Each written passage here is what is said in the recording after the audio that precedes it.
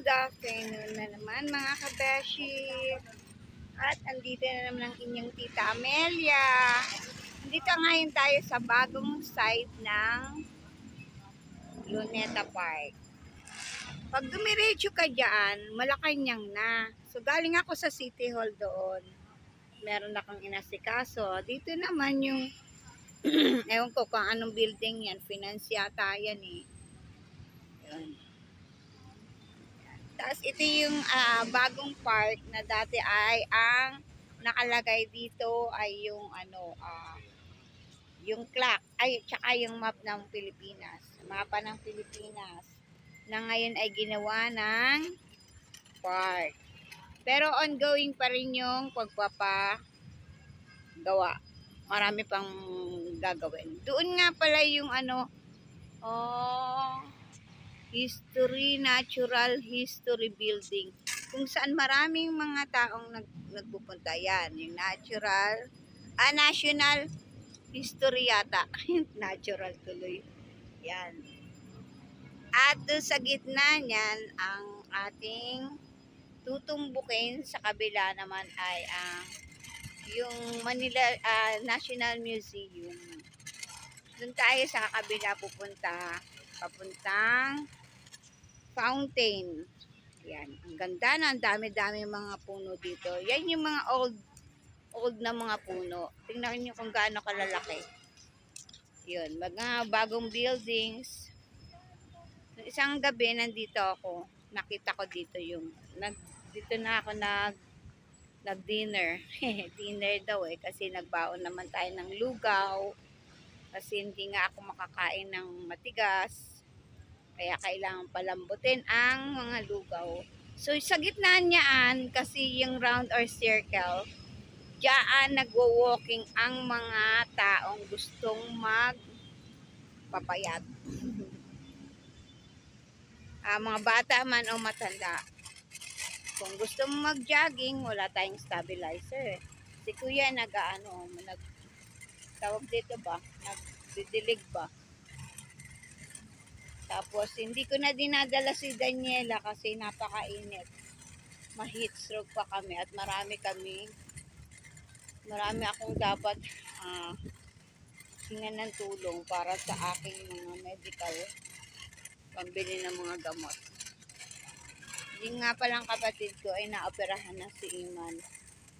Salamat sa mga blood donors. Naoperahan na siya. At medyo madali lang maglakad dahil ang ating dala ay stroller. Ayan, liliitan natin. So, ayan. Ang tagal kong hindi nakapag-vlog. At dahil nga wala tayo sa mood kung minsan dahil na-stress ako nung malaman ko na yung sakit ko nung Monday. Sobrang taas ng uric acid plus mataas din ang ating cholesterol. Maraming laboratory na testing na kailangan. Siya nga pala itong violet na puno na yan. Yung yan yung mga banaba tree. Ang bunga niya ay nilalaga para sa mga may UTI. So maganda yan. Kita mo naman. May malaki kaming puno niya nung araw sa Maynila. Dun sa bahay ng lola mo na. Yan ang ganda na violet. No? Tapos dyan yung National Museum na hindi ko pa rin napapasok after 62 years. Pinatanda pa eh. Imagine 62 years hindi pa ako nakakapunta sa National Museum. Actually, maraming binago dyan eh. So, let's stop over muna tayo. Ang National Museum of Natural History pala. So, parang marami lang binago dyan. Tapos ito yung area wherein walking yung tao. Jogging, walking, sa kabila yung fountain. So, nagsasara pala ito by 7 o'clock. Ikutin natin muna yung National Museum. Kasi nakaupo ako dito dati. Ang lalaki ng puno. Imagine mo yan, lumang mga 100 years na siguro yung mga puno na yan. O yan, o, diba? Ganyan kalawak at ka-old talaga. Kasi yung area pa nung kabila dati ay map ng Pilipinas na merong, ay mapa nga ng Pilipinas, hindi pala ano, hindi ano, bigat, wala akong stabilizer. Bigat, pusan ko ang buong daigdig. Ayan. Buti na lang may stroller, kahit pa pa, hindi ko pasan. Oh, yan, may kalachuchay. At saka may mga palmera. Para lang naman tayong nasa ano, nasa, ano ba yun? Uy, sila doggy. Oh. Magkakataon naman na talagang makapasyal sila. Walking doggy dogs. Asuwan-tuwa sila. Tuwan-tuwa. Saka na tayo pumasok sa National Museum, kung saan dito nanumpa ang ating bagong presidenteng si BBM. At dyan ang, hindi diyan nakaharap ha, dun sa may top. Ay, sa top. Dun pala sa kabila. National Museum of Anthropology. At dyan tayo mag-aaral ng mga iba't ibang mga nasa loob niyan. Nung araw, gusto ko talagang maging kwentista, mag-apply sa National Museum. Pero kailangan mong maging historian. Mag-aral ka ng history.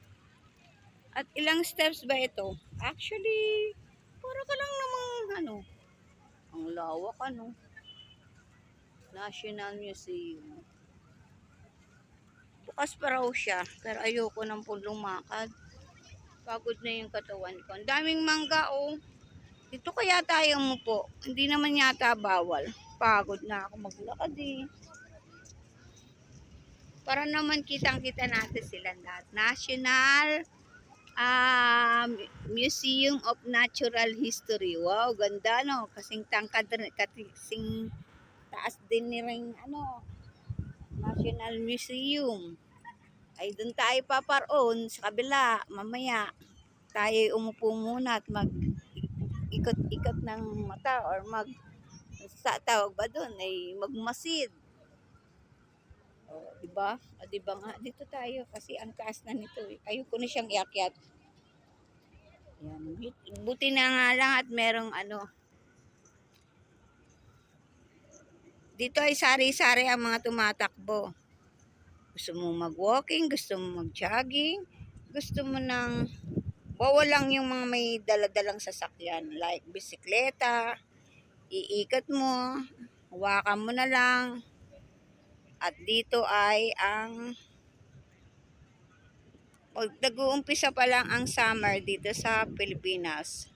Kaya't maraming mga estudyante pa ang nakakapasyal. Pagdating na ng summer na talagang katirikan by May or end of April, ay tiyak. Ay rin naman yung mga kapulisan sigurado, mga natakbo. Kagagaling tumakbo Kasi every afternoon dito sila nagja-jogging. Marami pang parating. At yun na lang mga kabes. Kaganda At check natin yung nasa loob niyan sa mga susunod na araw.